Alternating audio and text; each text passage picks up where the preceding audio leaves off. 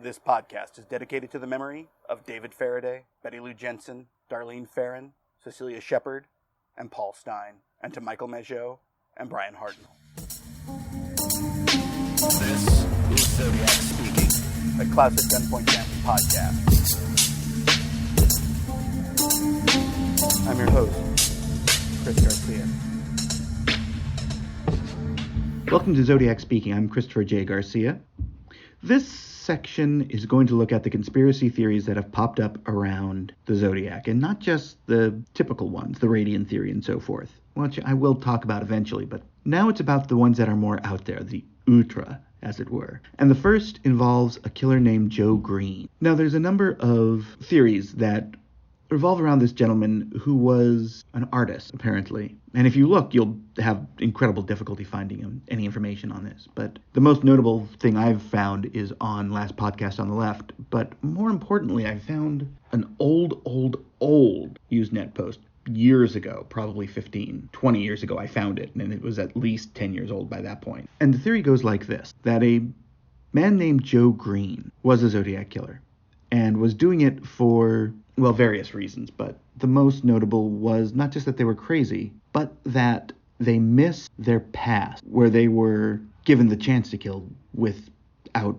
remorse, and not only kill, but vivisect. And the idea is that Joe Green was supposed to be Josef Mengele. Now, there is no good evidence, but the theory is that he was alive well into 2000. I think the photo, there's a pretty well looked at Reddit thread on Conspiratard, which is a name I hate, but that shows photos of him from 1945 into 79 through 2001. And it's interesting that, yeah, he does, the 1974 photo of Dr. Mengele does definitely look like the Zodiac drawing, and later ones actually look even more like some of the other later drawings, the pudgier one, I guess you would say. But it's interesting because, one, Josef Mengele, of course, Nazi doctor who performed terrible things, particularly on twins, would use one as the control and one as the experiment. And the theory is that had a number of facelifts over the years to make him look younger. And 2001, would he be somewhere in his 90s, I think? I think in early 80s, late 90s, or early 90s, late 80s, somewhere in there. And he was an SS doctor. Now, the conspiracy theory part of this is interesting. The theory is that the U.S. government was protecting him, even though they know exactly who he was, because he had information that they needed. In essence, it is a far more clandestine version of Operation Paperclip, which was a real conspiracy, was how we brought over Nazi scientists in the late 40s, early 50s, I think even into the 60s. And Operation Paperclip was an important aspect of the American ability to get to space. Because without Wernher von Braun, we might have.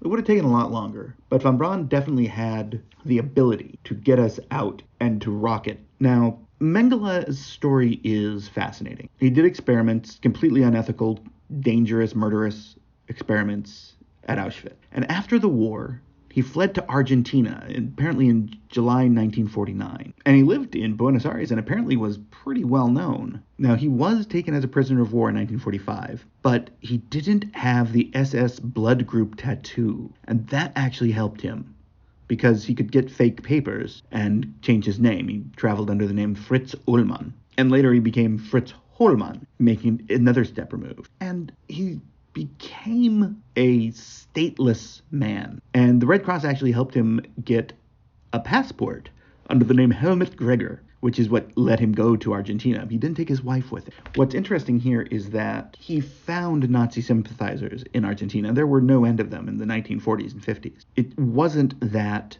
the Nazis picked Argentina because it was far away. No, there were strong ties between Argentina and Germany. Part of it was that the two countries had very similar governments at the times. Now, he eventually left Argentina and went to Paraguay and Uruguay, I believe, also. He married again, had kids, and the whole time Mossad was trying to find him. And he even went back to using his real name occasionally. Now, the story goes that in 1979 or 1978, depending on who you listen to, he drowned. Now, there was an examination of his skeleton. They actually exhumed him in 1986 and determined that it was him. And then in 1992, there was DNA testing. And currently, the skeleton is stored in Sao Paulo, in the Sao Paulo Institute for Forensic Medicine. And it's used as an educational aid, which is kind of weird. What is important to remember is that he was supposedly dead. Died after the murders that the Zodiac committed. And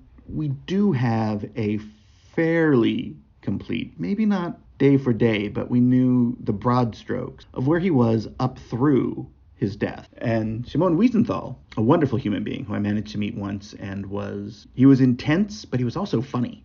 It's very interesting. But he placed him in Quiznos in 1960, in Cairo in 1961, and in Spain in 1971. Now, the sighting in Paraguay in 1978 was almost certainly not him, though he had been in Paraguay 18 years earlier. And what they found were a whole bunch of letters that were coded, a coded address book in letters. Now, among those was a letter that did confirm Mengele's death. Here's where it gets interesting. The idea that he could have been in the U.S. is not exceptionally ridiculous. In the pre-computerized world of international travel, it was possible to have a fake identity and just to go around from country to country. We can say almost certainly that Mengele was in Carreras, but we can't say for certain. In 1969, he purchased a farmhouse with Stammers, a gentleman who had been a major part of hiding him for decades. But the question is, was he always there? And there were lots of people who were in Argentina who were giving him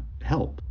People like Wolfgang Gerhard, who gave him his identity card when he left for Germany in 1971. We are nearly certain that Mengele was in South America in 1968-1969. If the sighting in Spain in 1971 is true, he may have been moving around far more than anyone thought. In fact, Shimon Wiesenthal thought that he was alive as late as 1985, which is when they dug up the bone. Was it possible that the U.S. had brought over Josef Mengele, set him up with the name Joe Green? Here's where even my most conspiracy-minded thoughts lay on this. No, I don't think it's at all possible. Didn't have anything they wanted. All the scientists brought over for Operation Paperclip, they had things that America needed. They had the secret of the V-2 rocket. They had important technical aspects. I've never determined if they had computational abilities that the rest of the world didn't know about. I kind of doubt it. America was always looking for the bigger booms, not necessarily the better scientific, technological advancements. But this took place between 45 and 59, officially.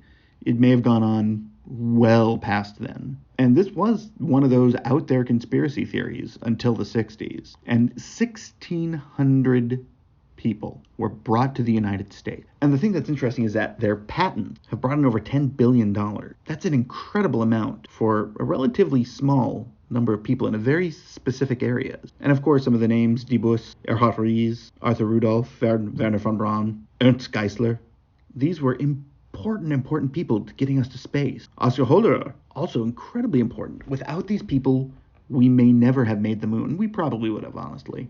But it would have taken a lot longer. We didn't need Mengele. And what's interesting is in 1951, Walter Schreiber came to the U.S. as a part of Operation Paperclip, and the Boston Globe caught on to it and noted that he had been a part of human experiments done at Ravensbrück, conducted by a nearly Mengele-level monster named Kurt Blower, and he was one of the highest-ranking Nazi scientists. And he immigrated from Argentina with the aid of the U.S. military. There is a conspiracy theory that says that Schreiber was actually Josef Mengele. I don't buy into it. But overall, what's the point here? Why would you bring in someone like Mengele? And I mean, yes, we did bring in Blum. We brought in Rudolf Brill, another interesting chemist who made some important innovations, and a few physicists, and even a couple of very important people like Heinz Hilton and Hannes Lursen, who were architects. But they wouldn't have a reason to have Mengele, and it would have been far too hot anyhow. He was Shimon Wiesenthal's #1 wanted man. If the U.S. government had tried to keep him for themselves, it would not have gone well with Israel. Now, maybe that's the reason why it was kept so quiet. And perhaps he survived until 1979 with the help of the U.S. government. I doubt it, but you never know. But the point is, this entire theory hinges on the idea that the U.S. government wanted Mengele alive, and preferably in the U.S., and that's just ridiculous. Thanks for listening to Zodiac Speaking. We're going to be back with a very strange conspiracy theory next time. I don't know when it's going to be, but it'll be about how the Zodiac may well have been a series by a cult that's hardly known elsewise. So thanks for listening.